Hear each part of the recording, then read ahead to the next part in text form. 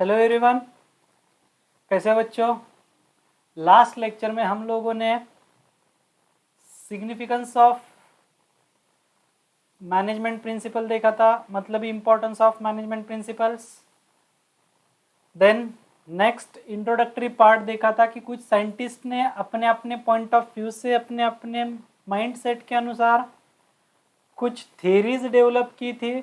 उनमें से हमने कहा था कि आप लोगों की हेनरी फ्यूअल और टेलर की थ्योरी बहुत इंपॉर्टेंट है, जो कि आगे चल के फ्यूचर में भी आपको बीकॉम में कॉस्टिंग वाले सब्जेक्ट में लगेगी। जो लोग सीए करते हैं उनको इंटरमीडिएट में कॉस्टिंग आएगा, जो सीडब्ल्यूए करते हैं उनको भी कॉस्टिंग आएगा।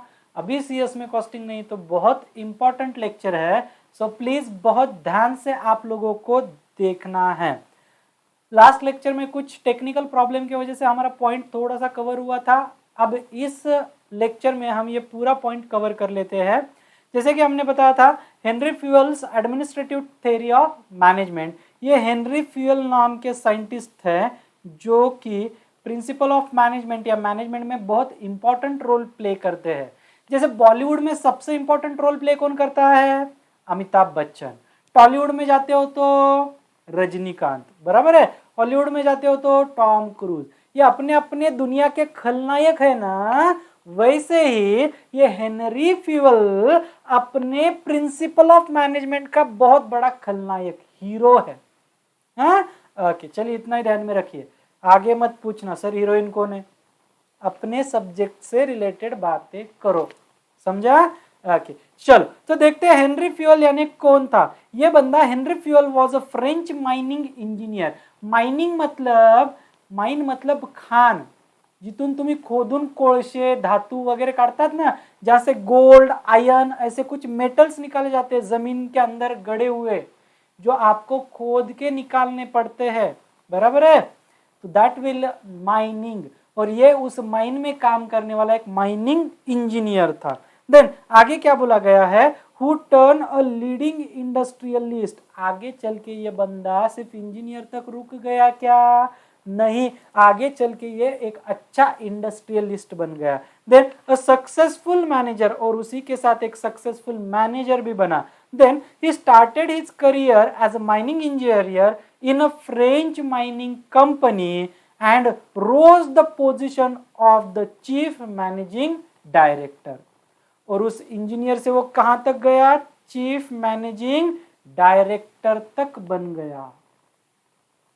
देखिए, कोई भी छोटा इंसान छोटा नहीं रहता। अगर वो एक बार ठान लेता है कि मुझे बड़ा बनना है, लेकिन उसके लिए उसको मेहनत भी उतनी ज्यादा ही करनी पड़ेगी।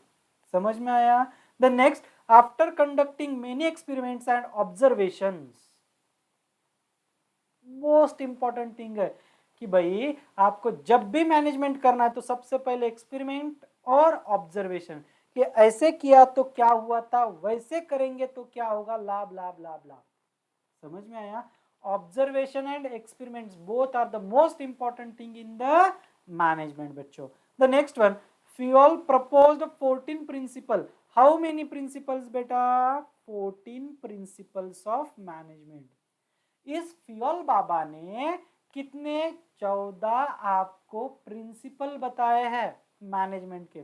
प्रिंसिपल मतलब क्या होते हैं बेटा? तत्व, सिद्धांत, जिसके अनुसार या जिसकी एप्लीकेबिलिटी आपको कहां पे करनी है? अपने बिजनेस में। समझ में आया? Then which are explained in, which are explained in his famous book name was General and Industrial Administration। उन्होंने, अब बाबा लोग मतलब साइंटिस्ट लोग, खलनायक, इसने अपना खुद का एक बुक लिख दिया जिस बुक में ये सारे प्रिंसिपल्स आप लोगों को बताए गए हैं। देन इसको ड्यू टू हिज कंट्रीब्यूशन, इसने जो इतनी मेहनत की, उस मेहनत के वजह से आपके मैनेजरियल थॉट्स में बहुत डेवलपमेंट्स आए। तो इन develop in managerial thoughts he is called father of modern management. इसलिए इसको किस नाम से जाना जाता है बेटा? Father of modern management. देखिए, दो मैनेजमेंट होती है, एक मॉडर्न मैनेजमेंट और दूसरी होती है साइंटिफिक मैनेजमेंट। और मैच द पीयर, या इन सिंगल वर्ड आंसर जब लिखने होते हैं तो ये क्वेश्चन 101% आता है। पास्ट एग्जामिनेशंस के जो टॉपर्स थे हमारे शाहू कॉलेज के, उनमें से कुछ स्टूडेंट्स को अगर पूछ लोगे तो उनको कंफ्यूजन होता था, फिर वो एग्जाम के 2-4 दिन, 8 दिन, 15 दिन पहले आते थे, सर ये ऐसे ऐसे एग्जाम में क्वेश्चन आ रहा है, और हम हर बार कंफ्यूज हो रहे कि भाई मॉडर्न मैनेजमेंट का फादर कौन है और साइंटिफिक मैनेजमेंट का कौन है। बेटा एक सिंपल सा फंडा आपको बता देते, कैसे, एक सिंपल सा फंडा बता देते हैं तो उसपे से समझ में आ जाएगा कि मॉडर्न का कौन है, साइंटिफिक का कौन है। चलिए एक बात मुझे बताइए, आप लोग हेडफोन लगा के गाने तो सुनते होंगे। अब आजकल गाने मोबाइल में म्यूजिक प्लेयर बाय डिफॉल्ट आता नहीं है, और मेमोरी कार्ड तो अभी यूज में भी आता नहीं है, बहुत कम लोग यूज करते। फिर गाने कहाँ सुनते हैं आप लोग, एक उसके लिए वर्ड आपको पता होगा, क्या, FM। FM पे सुनते हो ना, यस सर, हाँ FM पे सुनते, छोटा भी मोबाइल होगा तो उसमें लगा देते हेडफोन, FM पे गाने सुनते चलते, रैंडमली वो सॉन्ग्स लगाते रहते, हम सुनते रहते और चलते रहते। सर अपनी जिंदगी तो ऐसे ही कट रही है, नहीं, अच्छा पढ़ाई करो अच्छे से कटेगी।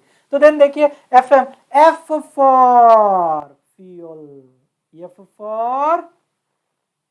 फॉर फ्यूल, देखिए ये F आ गए यहाँ के हेनरी फ्यूल का, और ये M आ गया मॉडर्न मैनेजमेंट का। अब गलती होगी, F for fuel, M for modern management. देखिए मैनेजमेंट, बचपन में मैथ सीखा है कभी, मैथ, देखिए मॉडर्न मैनेजमेंट, शॉर्ट में लिखता हूं, ये साइंटिफिक वगैरह वगैरह, साइंटिफिक मैनेजमेंट। हाँ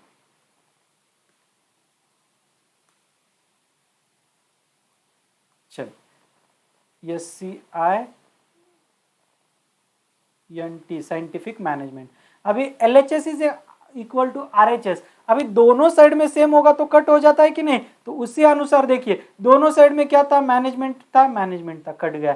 फिर अब बचा क्या था, मॉडर्न, और दूसरा बचा क्या था, साइंटिफिक। तो ये जो मॉडर्न था उसको कनेक्ट कर दिया M के साथ, that is a fine fuel का F और मैनेजमेंट का M। Is that clear.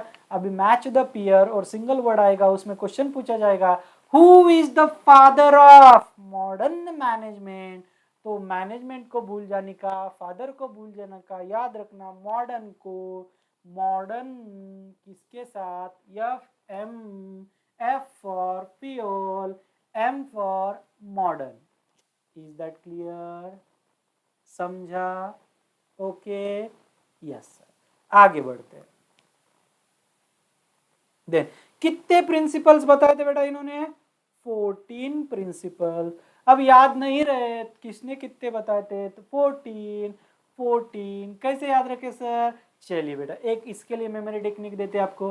Valentine day कब आता है सर, 14 फेब को, देखिए 14 फरवरी। देन वापस F फॉर फ्यूल,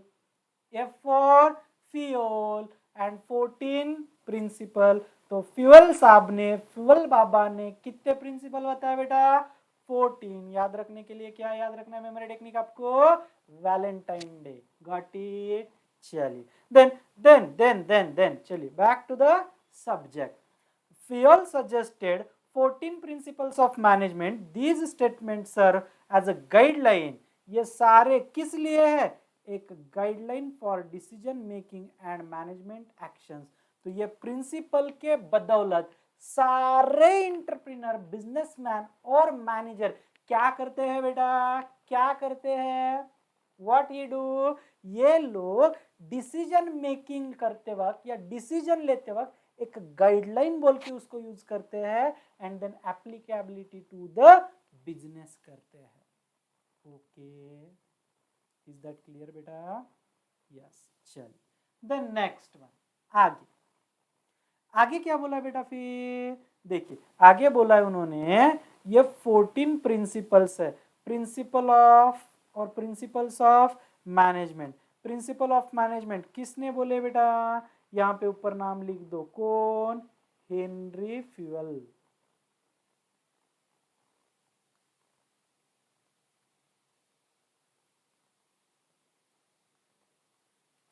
फ्यूल्स आपका स्पेलिंग देखिए, FAYOL, प्रॉपर लिखिए स्पेलिंग, हाँ बेटा,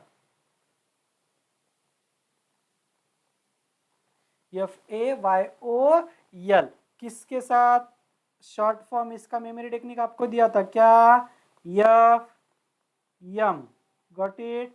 हेनरी फ्यूल का Fayol F, and then modern management का यम, हाँ ओके। तो देखिए पहले अपन 14 प्रिंसिपल्स पढ़ लेते हैं, देन इसकी मेमोरी टेक्निक आपको देते हैं, देन आगे बढ़ते हैं। सबसे पहले आता है principle of division of work. तो इस डिवीजन ऑफ वर्क में डी को अंडरलाइन करके रखिए, डिवीजन ऑफ वर्क मतलब हर एक काम बांट के करना है, सब काम मैं करूंगा तो होगा क्या, नहीं, कैसे नहीं होगा।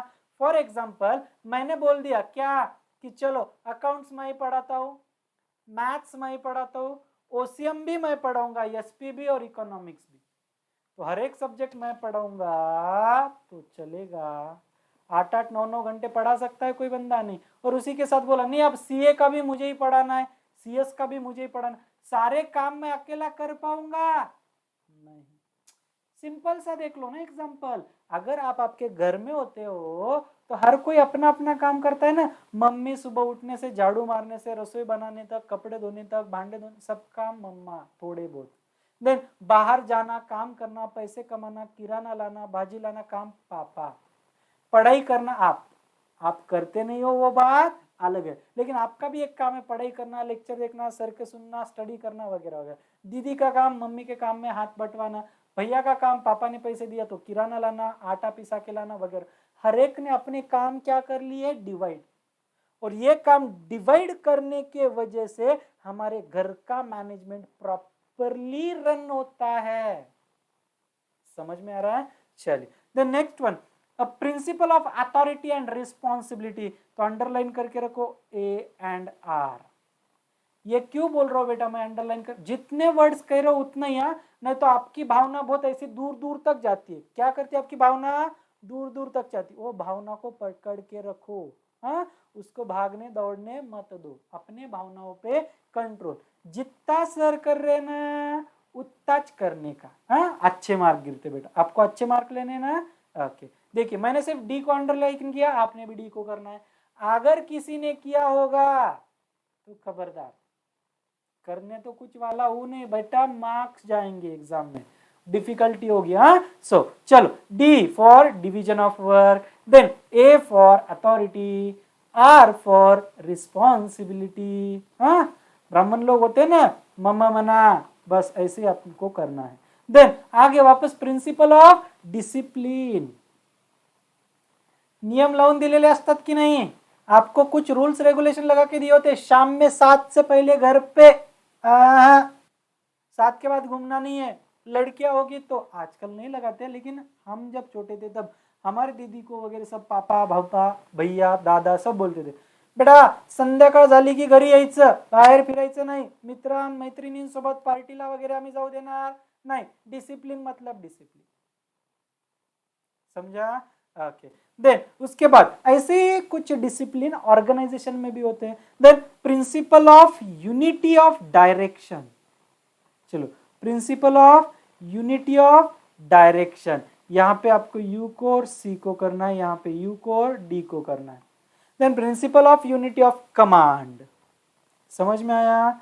The next one, principle of subordination of individual interest to organizational interest, got it, यहां पे यस को कर लो। देन प्रिंसिपल ऑफ सेंट्रलाइजेशन, फिर से सी को कर लो, हाँ। Then principle of remuneration, R को करो। Then principle of scalar chain, S को कर लो। Then principle of order, O को कर लो। And then principle of equity, E को कर लो। Then principle of stability, S को कर लो। Got it? या टी को करो, चलेगा, कोई दिक्कत नहीं है। Then principle of initiative, I को कर लो। And last one, that is a principle of spirit, D course, that is a teamwork, E. Got it? अब ये सर 14 के 14 कैसे याद रखें?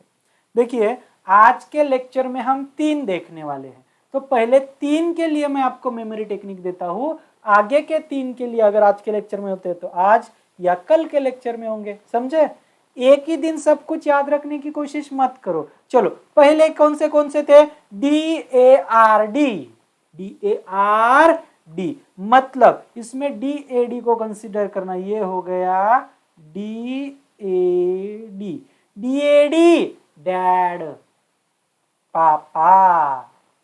Got it? DAD, is that clear? समझा? चलो DAD का पहले देखते हैं, डैड, इतना याद रखना है। Got it? अभी एग्जाम में अगर आपको 6 मार्क या 8 मार्क के लिए क्वेश्चन आता है तो आप थोड़ा सा इंट्रोडक्टरी पार्ट लिख सकते हो, या अदरवाइज 8 मार्क के लिए आता है तो कम से कम आपको 10 से 12 ये लिखने पड़ेंगे। तो सबसे पहला आज स्टार्ट करते हैं, जिसका नाम है principle of division of work, जिसमें हमने अंडरलाइन की थी डिवीजन को, डी को, डिवीजन ऑफ वर्क। उसका एग्जाम्पल भी बताया था मैंने कि घर पे काम करते वक्त सारे काम आप अकेले या आपके पापा अकेले करते हैं या आपके मम्मा अकेली करती है, नहीं, सब काम सब में डिवाइड होते हैं और उसके बाद हमारा घर प्रॉपरली वर्क करता है। तो चलिए देखते हैं उसमें सबसे पहले, according to this principle the work is divided into different kinds.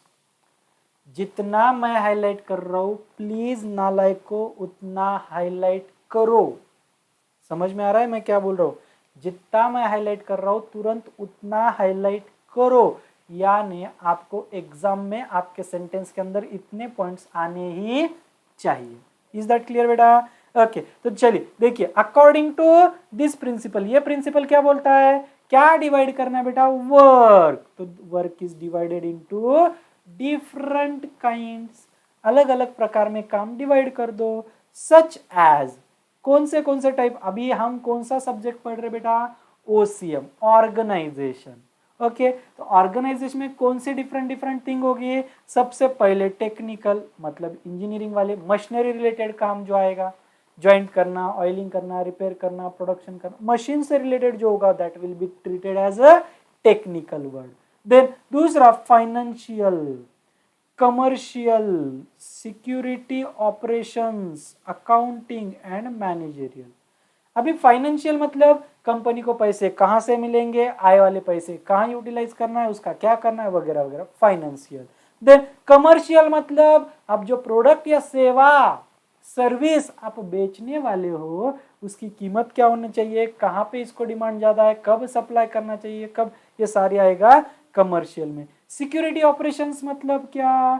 For example हमारी कंपनी है और उसको दरवाजा ही नहीं खुले, हम कोई भी आओ कोई भी जाओ, चलेगा नहीं। सेकंड वन, इंप्लॉय कुछ काम कर रहे हैं तो उनको सेफ्टी मेजरमेंट्स देना होता है, जैसे हैंड ग्लोव्स होंगे, हेलमेट होगा, शूज होंगे, वियरिंग होगी। अगर स्टील कंपनी है तो वहां पे हीट ज्यादा होती है तो उनको ऐसे कोट्स होते हैं, ऐसे सेफ्टी मेजरमेंट सिक्योरिटी ऑपरेशंस भी बोला जाता है। देन अकाउंटिंग, अब हर एक एक्टिविटी, अब ऑर्गेनाइजेशन बोलने के बाद हमने बचपन में पढ़ा था, मतलब कब? जब आप छोटे छोटे थे, छोटे छोटे मतलब कब? 11th में। कोई भी बिजनेस एक्टिविटी करनी होगी तो that will be treated as economic activity, मतलब यहाँ पे पैसे का रिलेशन आएगा, बिना पैसों की कोई एक्टिविटी होंगी नहीं। अब जहाँ पे पैसे आएगा वहां पे पैसों का हिसाब रखना पड़ेगा, और हिसाब रखने के लिए आप कॉमर्स के बच्चे हो, आपको सब तरफ डिमांड होगा, और उसके लिए पहले आपका अकाउंटिंग या अकाउंट सब्जेक्ट अच्छा लगेगा। देन एंड अब इन सब को हैंडल करने के लिए एक होशियार बंदा, मतलब ये हर एक डिपार्टमेंट के जो अलग अलग नालायक, बेशरम, अच्छे बुरे जो कुछ लोग होंगे, इनको हैंडल करने के लिए एक बंदा लगेगा, जिसको हम हमारी भाषा में सिंपल सी लैंग्वेज में मैनेजर कहते हैं। वो क्या करता है बेटा? मैनेजरियल वर्क, मैनेजमेंट की, भाई सब में कोऑर्डिनेशन, कोऑपरेशन करो और सबके प्रॉपर वर्किंग रखो। समझ लो?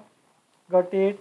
आगे, it is assign to employ as per their qualities and capabilities.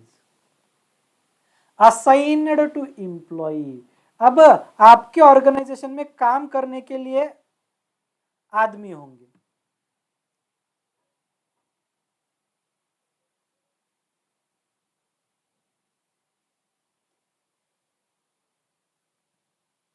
चल,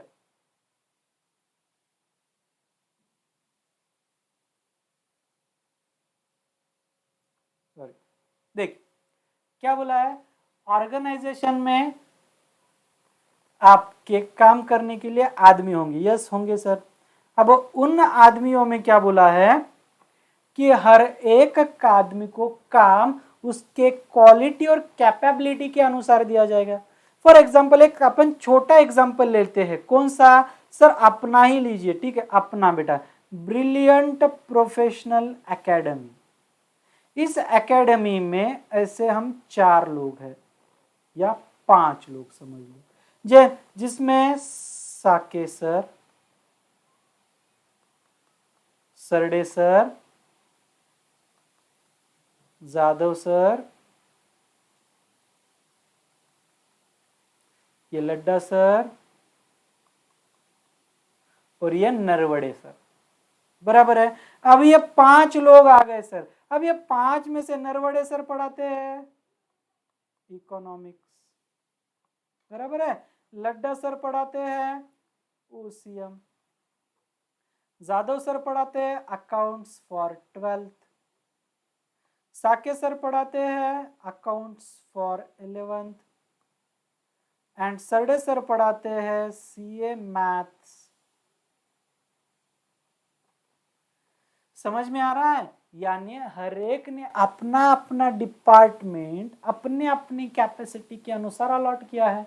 अब जैसे कि मेरा थ्योरी सब्जेक्ट बहुत अच्छा है, तो इसलिए मुझे ओसीएम, एसपी और सीएस का लॉ दे दिया, क्योंकि मैं थ्योरी पढ़ाने में एक्सपर्ट हूँ। वैसे जादव सर का 12th अकाउंट्स पे बहुत अच्छा हैंड है, अकाउंटिंग उनका बहुत स्ट्रांग है, तो उस अनुसार उनकी कैपेसिटी अकाउंट्स में है। समझा? तो उनको अकाउंट्स दे दिया। वैसे मैथ्स में सरडे सर की कैपेसिटी अच्छी है, क्वालिटी अच्छी है, तो उनको मैथ्स दे दिया। यानी जिसके पास जो क्वालिटी एबिलिटी है उसके अनुसार उसको वो काम अलॉट किया जाता है। समझ में आया? देन आगे, इट हेल्प्स, इसके वजह से क्या होगा? Helps in improving efficiency and expertise of employ. अभी फॉर एग्जांपल, मुझे अकाउंट पढ़ाने में इंटरेस्ट नहीं या मैथ पढ़ाने में इंटरेस्ट नहीं, मेरा मैथ्स जानी दुश्मन है। समझो थोड़ी देर के लिए, हाँ, मेरा और मैथ्स का बिल्कुल जमता नहीं है, 36 सा आंकड़ा है। देन मुझे बोल दिया साके सर, सरडे सर, लड्डा सर, कल से आप सीए का मैथ पढ़ाओगे।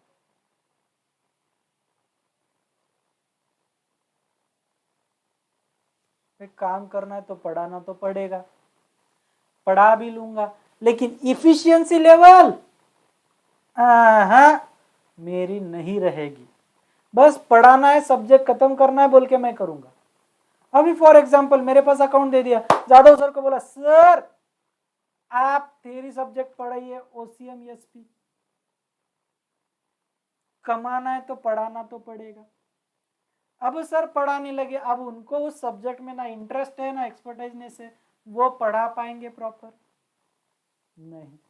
तो ऐसे लोगों को जिनकी कैपेसिटी है, इंटरेस्ट है और उनके पास उसकी क्वालिटी है, उनको काम देने से आपके काम की इफिशियंसी इंप्रूव होगी। समझा? आपके पास एक्सपर्टाइजनेस आएगा। अब मैं नियर अबाउट 2016 से लातूर में थ्योरी सब्जेक्ट्स पढ़ाता हूँ, तो अब नियर अबाउट 6 साल हो गए, सॉरी 16, 17, 18, 19, 20, 5 years कंप्लीटेड, 5 साल से पढ़ा रहा हूँ। अब नया कोई मेंबर आएगा तो उसका फर्स्ट ईयर में 5 years, तो किसका एक्सपीरियंस मैटर करेगा? एक्सपर्टाइजनेस मेरा, क्योंकि वो सब्जेक्ट मैंने 5 बार पढ़ा चुका हूँ रेगुलरली, रिवीजन बार 5, 10 हो गए, और मैराथन बैच 5, 25, 15 बार पढ़ा चुका हूँ ये सब्जेक्ट। उसके पहले खुद मैंने भी पढ़े थे, और कहीं और अदर सिटीज में जब क्लास लेता था वहां पढ़े थे, तो मेरा एक्सपर्टाइजेशन ज्यादा होगा। समझा? Which ultimately turn into expected productivity level, और इसके वजह से क्या होगा? एक प्रोडक्टिविटी की लेवल प्रॉपर मेंटेन रहेगी, प्रॉपरली आउटपुट मिलेगा, और हर एक काम बहुत इफिशिएंटली रन होगा। समझ में आया? चलो और एक एग्जांपल देते हैं आप लोगों को। आप लोगों ने कभी पानी पूरी खाई है? यस और नो बताइए, पानी पूरी खाली का कभी? यस, खाइए पानी पूरी। ओके, बचपन से लेके आज तक एक बार भी पानी पूरी खाई है? तो हाँ बोलिए, हाँ खाइए सर। तो पानी पूरी वाला जब प्याज काटता है, वो प्याज काटने के लिए आपके हाथ में दीदी, हाँ बेटा चल प्याज काट, 100 रुपए देता हूँ, या दिन भर रुक जा 300 रुपए देता हूँ, आप प्याज काट पाओगे? रोने में ही आपका दिन निकल जाएगा। क्यों? बिकॉज आपको एक तो एबिलिटी नहीं है, आपके पास कट करने की प्रैक्टिस नहीं है, आप खुद की कैपेसिटी नहीं है, आपका इंटरेस्ट नहीं है, और आप जिंदगी में पहली बार कट कर रहे हो, इसलिए आंखों से पानी आ रहा है। तो आप काम इफिशिएंटली कर पाओगे? नहीं कर पाओगे। समझ में आया? इसलिए अब डिवीजन ऑफ वर्क जब भी होगा, तब आपका जो काम है वो इसी तरह दिया जाएगा जिसमें आपको इंटरेस्ट हो, कैपेसिटी हो, और आपके पास वो काम करने की क्वालिटी हो। समझा? हर एक काम हर एक बंदा नहीं कर सकता। Got it? Principal of division of work समझा? यस और नो? हाँ सर। ओके हाँ सर। ओके ओके, चलिए देखिए, मैं एकदम आराम से एक एक पॉइंट नियर अबाउट 7 से 10 मिनट तक पढ़ा रहा हूँ। हाँ, इन डिटेल ले रहा हूँ मैं, बहुत डिटेल ले रहा हूँ, क्योंकि यही पॉइंट्स आपको बाद में बीकॉम में भी आने वाले, बिजनेस इन्वायरमेंट में एमकॉम करोगे तो, या बीबीए एमबीए करोगे तो वहां पे भी मैनेजमेंट में यही पॉइंट्स आने वाले। इसलिए अभी बेस परफेक्ट कर लो तो आगे चल के और इजी जाएगा। Then principle of authority and responsibility, principle of authority and responsibility. तो देखिए इसमें क्या बोला है, authority is the right to take decision. Authority means what? आपको डिसीजन लेने का राइट है, आपके पास हक है, आपका अधिकार है, आपके पास हक है कि आप कोई भी डिसीजन ले सकते हो। जैसे कल बैच कितने बजे लेनी, इसकी अथॉरिटी किसके पास है? मेरे पास। ओसीएम की बैच मैंने अगर ग्रुप पे डाल दिया कल सुबह 10 बजे होगी, इट्स माय अथॉरिटी ना। समझ में आ रहा है? या कल बोल दिया मेरी बैच कल शाम में 6 बजे होगी, it's my authority to take the decision. Decision लेने की पावर जिस बंदे के पास होती है, तो उस पावर को हम क्या बोलते हैं बेटा? अथॉरिटी। कई मंदिर में गए होंगे तो बोर्ड पे लिखा होगा हुकुमा वरुण, आदेशा वरुण, अथॉरिटी। समझ में आया? That is, then it is necessary to get the things done appropriately from subordinate, things done appropriately from subordinate। इस अथॉरिटी के तहत जो हायर कमांड होगा उसकी ड्यूटी क्या होगी कि उसके पास अगर अथॉरिटी है तो उसने ये सारी एक्टिविटी अपने से जो सबऑर्डिनेट्स मेंबर है उन सबऑर्डिनेट से कंप्लीट करवा के लेना है। समझ में आ रहा है आप लोगों को? उनको क्या काम है? इन सभी से आपका काम करवा, सभी से मतलब जो सबऑर्डिनेट है, सबऑर्डिनेट मतलब लोअर लेवल के लोग, manager hire position, middle position and lower position. तो जो सबऑर्डिनेट है मिडल लेवल के लोग या उससे लोअर लेवल के लोग, उनसे इन हायर अथॉरिटी को काम करवा के लेना है। और ये काम कब करेंगे? जब उनके पास अथॉरिटी होगी तब। समझ में आया? Okay then Authority always comes with the responsibility. Most important thing. देखिए IMP करके रखना है इस सेंटेंस को. Authority always comes with responsibility. Responsibility म्हणजे काय? जबाबदारी. Responsibility यानी क्या? जवाबदारी. Who is the responsible? अगर किसी सब्जेक्ट का रिजल्ट कम लगता है, who is the responsible? जिसके पास अथॉरिटी थी. समझा? देखिए, if the manager is given the authority to complete a task within a given time, he should be held responsible if he does not complete the work in given time.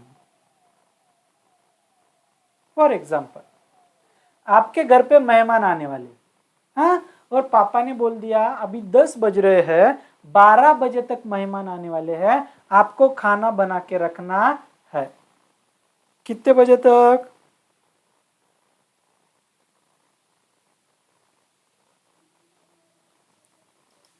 कितने बजे तक? 12 बजे तक. अब मेहमान आ चुके हैं. अब मेहमान आने के बाद अगर 12 बजे तक खाना नहीं हुआ तो पापा आपको डांटेंगे क्या? क्यों भाई सुदर्शन, तूने खाना नहीं बनाया? पापा मुझे डांटेंगे नहीं. किसको डांटेंगे बेटा? मम्मा को. Because who is the responsible? मम्मा इज द रिस्पॉन्सिबल. रिस्पॉन्सिबिलिटी और अथॉरिटी में समझा? देखिए, अलर्ट पापा ने किसको किया? मम्मा को. भाई मेहमान आ रहे, तू खाना बना, दीदी को मत बोल. अथॉरिटी. रिस्पॉन्सिबिलिटी, अब दिए वाला काम कंप्लीट क्यों नहीं हुआ तो उसके लिए रिस्पॉन्सिबल कौन रहेगा? मम्मा. अब मम्मा को एक बार खाना खाने की जिम्मेदारी दे दी तो अथॉरिटी पूरी मम्मी के पास है ना. भाई दाल बनाते वक्त टोमेटो डालना कितना है, मिर्ची डालना कितना है, हल्दी डालना कितना है, नमक डालना कितना है, दाल चावल रोटी सब्जी क्या क्या बनाना है, इसकी पूरी अथॉरिटी किसके पास? मम्मा के पास. इसलिए क्या वर्ड आया था? Authority always comes with the responsibility. समझा? Authority always comes with the response. खाने की रिस्पॉन्सिबिलिटी दी तभी मम्मा को अथॉरिटी आई ना. बनाना क्या तेरे हिसाब से बनाते वक्त. अब फॉर एग्जांपल दाल बनाना है तो उसमें टोमेटो डालू, कोथिंबीर डालू, तू डिसाइड कर. बस इतने मेहमान आने वाले, इतने बजे खाना रेडी चाहिए. Is that clear? Okay. Then if, अभी मैनेजर का एग्जांपल पढ़ लिया. देन manager should have proper authorities to take managerial decisions. Manager को क्या है? प्रॉपर अथॉरिटीज दी गई है to take managerial decision on his own. वो खुद डिसीजन ले सकता है, लेकिन decision related with only goal. Goal छोड़ के, यानी अपने ऑर्गेनाइजेशन का जो एम था, गोल था, ऑब्जेक्ट था, उससे रिलेटेड ही डिसीजन लेना है. समझ में आया? गोल है कुछ एक और डिसीजन ले रहा है कुछ एक, चलेगा. फॉर एग्जाम्पल क्लास करना है बराबर है कॉमर्स के और देखने जा रहा है साइंस के, कोई मतलब? भाई तुझे कॉमर्स में परसेंटेज लाने, कॉमर्स के क्लास देखना. कर देगा? यानी जो भी डिसीजन लोगे वो डिसीजन रिलेटेड विद गोल होने चाहिए. Then principle of discipline. देखिए बेटा, प्रिंसिपल ऑफ डिसिप्लिन में क्या बोला है? According to. चल सेकंड वाला पॉइंट समझा? Authority and responsibility. यस और नो? हाँ सर. चलिए ढक्कनो ध्यान दीजिए आगे भी. Principle of discipline according to Fayol. Fayol का spelling FAYOL. Please be careful, exam में आप स्पेलिंग गलत लिख देते हो. बहुत सारे लोग FAYAL करते, नहीं, FAYOL है. According to Fayol, discipline is the most essential. Discipline is most essential thing in the organization. Discipline means बेटा नियम. डिसिप्लिन मतलब नियम. प्रत्येकाला पाहिजेत का नाही कठोर नियम. फॉर एग्जांपल कोई कंपनी है, 10 बजे का ओपनिंग टाइम है, आपका रिपोर्टिंग टाइम है. कोई 10 बजे आ रहा है, कोई 12 बजे आ रहा है, कोई 1 बजे आ रहा है, कोई 11 बजे आ रहा है, चलेगा? ऑर्गेनाइजेशन काम ठीक से होगा? नहीं. तो discipline is the most essential thing. Then employees must obey and respect the rules. Govern the organisation. तो हर एक एम्प्लॉय को अपने ऑर्गेनाइजेशन के हर एक रूल्स रेग्युलेशन को ऑबे करना पड़ेगा। ऑबे मतलब मान्य करायचे आणि तसे ते पाळायचे, यानी आपको वो मंजूर होने चाहिए, और मंजूर होने के बाद आप में वो बिहेवियर भी चाहिए, आपको फॉलो भी करना है। समझ में आया? Got it? देन और ये जो फॉलो करोगे रूल तो ही आपका ऑर्गेनाइजेशन प्रॉपरली रन होगा। गवर्न मीन्स प्रॉपरली रन होना। Then discipline helps to achieve the goals in the organisation. Discipline helps to achieve, अगर आप डिसिप्लिन फॉलो करोगे तो to achieve the goals in the organisation, तो आपके जो कुछ गोल होंगे वो प्रॉपरली क्या किए जाएंगे बेटा? अचीव होंगे। समझा? Yes, okay. हाँ sir. Good discipline is the result of effective leadership. क्या बोला है? देखिए उन्होंने क्या बोला आप लोगों को? Good discipline result in effective leadership. जब तक आप प्रॉपर डिसिप्लिन फॉलो नहीं करते ना, तब तक आप एक अच्छे डिसिप्लिन या अच्छे लीडर नहीं बन सकते। कैसे सर? फॉर एग्जाम्पल मैंने डाला बैच टाइम 5 PM और मैं खुद आ रहा हूं 5:30 को। मैं खुद आ रहा हूं 5:30 को। आप मुझे लीडर मानोगे? 2-4 दिन मानोगे, चलो ठीक आहे सर। एक आध दिन क्या बोलते, स्वतः 5:30ला येताना आम्हाला 5 पासून बोलून बसू द्या, जाऊ द्या आपण पण उद्यापासून 5:15 5:30ला येऊ। समझ में आ रहा है? तो जिसके पास डिसिप्लिन नहीं होगा वो अच्छा लीडर नहीं बन सकता। सो दैट्स वाई कहा है good discipline is result of effective leadership. There must be a clear understanding between the management and workers regarding the organisation rule. अब जब तक आपको रूल प्रॉपरली नहीं समझेंगे तब तक आप फॉलो कर पाओगे क्या? नहीं। इसलिए आपको ऑर्गेनाइजेशन के रूल क्लियरली समझना बहुत इंपॉर्टेंट होता है। जब तक आप रूल क्लियरली नहीं समझोगे तब तक कोई मतलब नहीं है। So that's why the must be a clear understanding between management and workers. Higher level और लोअर लेवल को प्रॉपर समझना चाहिए कि हमें क्या रूल फॉलो करने हैं। समझा? Then basic discipline should be observed at all levels of management. अभी बेसिक डिसिप्लिन मतलब जैसे टाइम का, जैसे मैंने बताया, जैसे फॉर एग्जांपल बेसिक डिसिप्लिन मतलब सबसे रेगुलर वही संडे को छुट्टी रहेगी, अपना रिपोर्टिंग टाइम 10 बजे का होगा, डिपार्चर टाइम शाम का 6 बजे का होगा, मॉर्निंग में आते वक्त आपको आपके टिफिन्स लाने हैं जो कि दोपहर में हाफ आवर या 1 आवर का आपको लंच ब्रेक रहेगा, उसमें आपको वो करना है। ये बेसिक जो रूल्स रेगुलेशन होते हैं वो हर एक लेवल में दिखे जाते हैं, फिर वो लोअर लेवल हो, मिडल लेवल हो या हाइयर लेवल हो। अभी भले मैनेजर भी होगा तो वो सुबह 10 बजे सबके साथ आता होगा ना, बराबर है कि नहीं? फॉर एग्जाम्पल कभी बैंक में गए हो बचपन से लेके आज तक? बैंक में हाँ गए होंगे।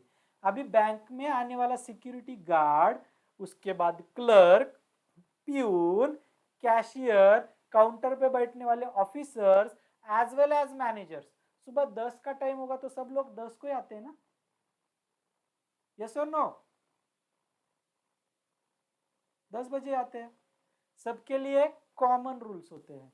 लंच टाइम सबका 1 बजे होगा तो मैनेजर बोलेगा नहीं नहीं आता मला भूक नाही, मी 1 वाजता नाही 2 वाजता जेवणार। कॉमन रूल्स सभी लेवल में सेम दिखे जाते हैं, यहाँ पे चेंज आता नहीं है। तो आज के हमारे 3 जो पॉइंट्स थे कौन से बेटा? Principle of division of work. First D for division of work, D for division of work, D for division of work. दूसरा principle of authority and responsibility, A for authority and responsibility, A for authority and responsibility. Third one, principle of discipline, principle of discipline. और इन तीनों को याद रखने के लिए कौन सा एक मेमोरी टेक्निक दिया था? Dad. D for division of work, A for authority and responsibility and D for discipline. इन सब के आगे सिर्फ लगाना है principle of, principle of, principle of. समझा? मेमोरी टेक्निक क्या था बेटा? डैड। क्या था memory technique? Dad. D for division of work, A for authority and responsibility and वापिस डी फॉर डिसिप्लिन। तो 3 तो हमें लर्न हो गए। अब करने ही कितने हैं? और मैक्स टू मैक्स 7। 10 याद रखने, 14 में से 10 लिखते हो तो आपको 6 मार्क मिल जाएंगे आपको। समझ में आया? 3 याद रखने में कोई डिफिकल्टी है बच्चों? नो। ओके, देन आज के लेक्चर के लिए हम यहीं रुकते हैं। रिमेनिंग पार्ट हम कल के लेक्चर में देखेंगे। ठीक है?